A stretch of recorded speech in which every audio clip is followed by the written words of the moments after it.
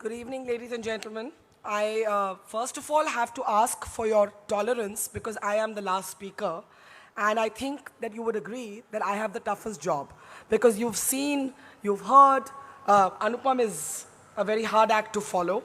And I'm sure you're all sort of itching to draw your own conclusions. But because, as everybody has pointed out this evening, we are a tolerant nation, I'm going to ask all of you to step back from the politics, the theatrics, the histrionics, and actually ask yourself, how did this become about Modi and the Congress? I didn't come here to speak against Modi or in favor of the Congress. I'm sure Anupam didn't come here to speak for Modi and against the Congress. I stand here today as an Indian citizen.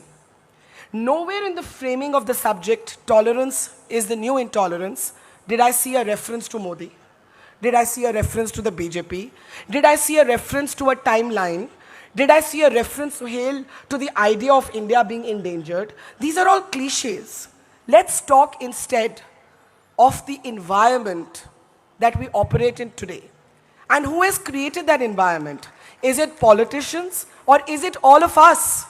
Have we as Indians forgotten the art of conversation? As a television host who presents the 9 p.m. news and goes up in competition against somebody who believes that splitting the screen into 8 boxes and then shouting the loudest is what qualifies as journalism, and the absence of nuance is what qualifies as entertainment, I worry in fact, most of all, for the intolerance of my own fraternity, the media. I worry at how somehow we have converted news into theater and our narratives have become reductionist, and I'm afraid in this city, which prides itself on its intelligence, I know that all of you will agree with me that certain narratives are dumbing us down. We are more intelligent than this nationalism versus anti-nationalism narrative. We are proud Indians and we do not need anybody to certify that for us. Please tell me if you agree. Do you agree? Do you agree? Let's hear that louder. Thank you. Now let me tell you that since we have agreed that we do not need certificates, about a young man I met last night. He's about this short. He comes till my waist. He has a smile that travels up to his eyes, which I usually believe is the sign of a person who's authentic. I asked him, there's a word these days that's become very controversial. That word is called azadi.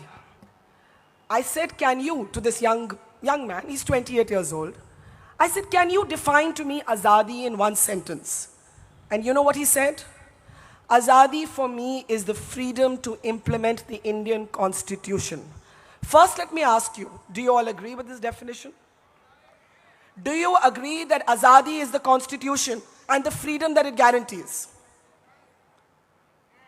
Okay, so who said this?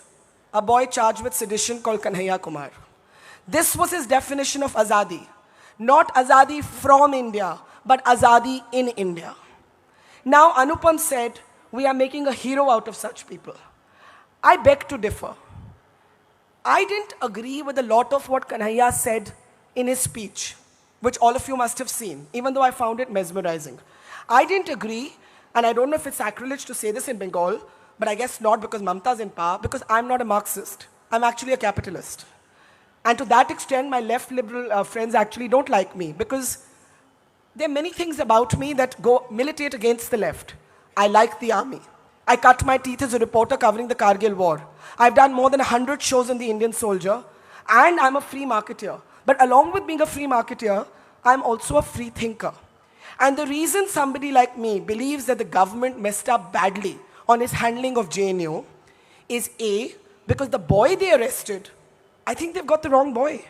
There isn't a single documentary evidence to show that he raised any slogans about Bharat Ki Barbadi or Afzal Guru, except one doctored video played out by 3 television channels who should be ashamed of themselves for reducing the ethics of journalism in doing this. Secondly, Let's assume that some slogans were raised that were disturbing. And they were. Do I agree with those slogans? Absolutely not. Do I find them disturbing? Absolutely. But what about hypocrisy? Let me tell you what I mean by hypocrisy. Jai Lalita, known to enjoy a good rapport with the current government, 2 days ago passed an order that Rajiv Gandhi's killers should be released, convicted terrorists. No one called her anti-national. Prakash Singh Badal, an ally of the BJP, has written letter after letter to hardened convicted terrorists, Rajuana, Bhullar, should be released. Nobody called them anti-national.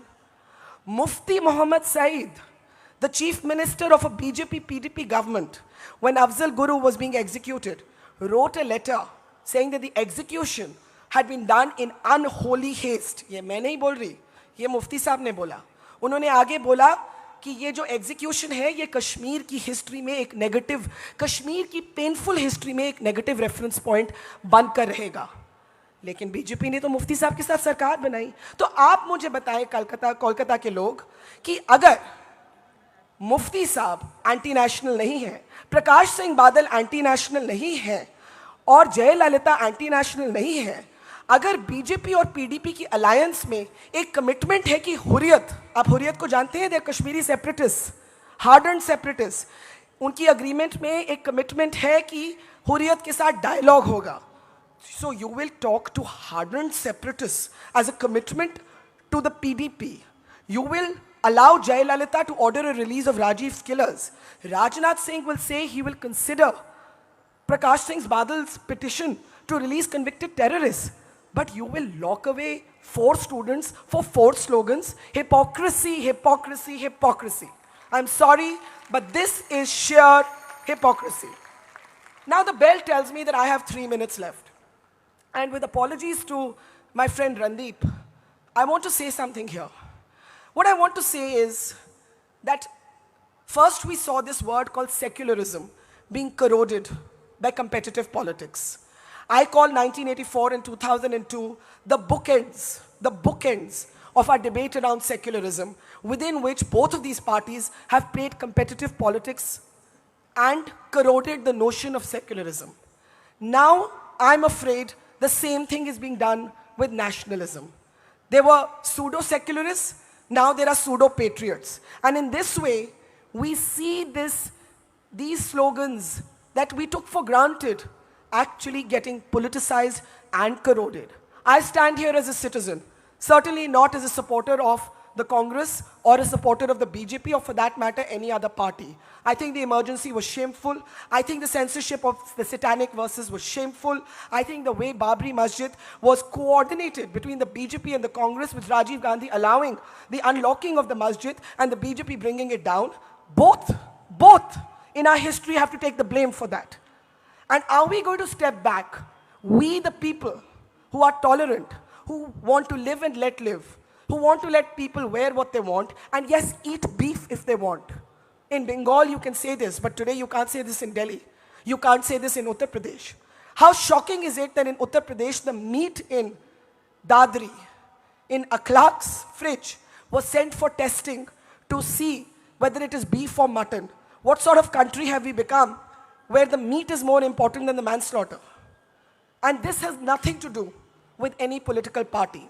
This has to do with the politicization of all values that are dear to me as an Indian. Secularism was dear to me, my politicians took it away from me. So today I say pluralism.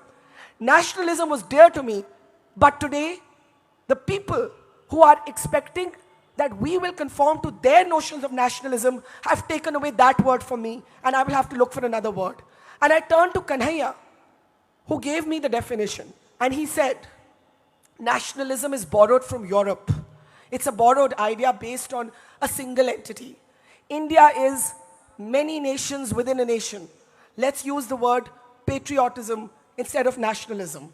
Let us stop this false binary that if we raise questions about how JNU was handled, we are against the Indian soldier.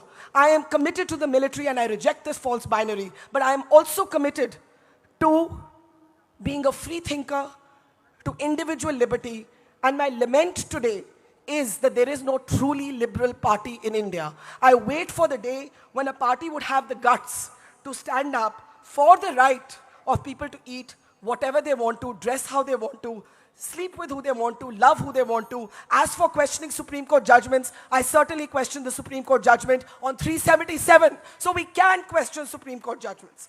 And I will end now by quoting one of the most well-known contemporary philosophers of our time, Karl Popper, who spoke about how too much tolerance is a bad thing. And I will just read this out and then end. The paradox of tolerance. Unlimited tolerance must lead to the disappearance of tolerance. If we extend unlimited tolerance even to those who are intolerant, if we are not prepared to defend a tolerant society against the onslaught of the intolerant, then the tolerant will be destroyed and tolerance with them. We should therefore claim in the name of tolerance the right not to tolerate the intolerant.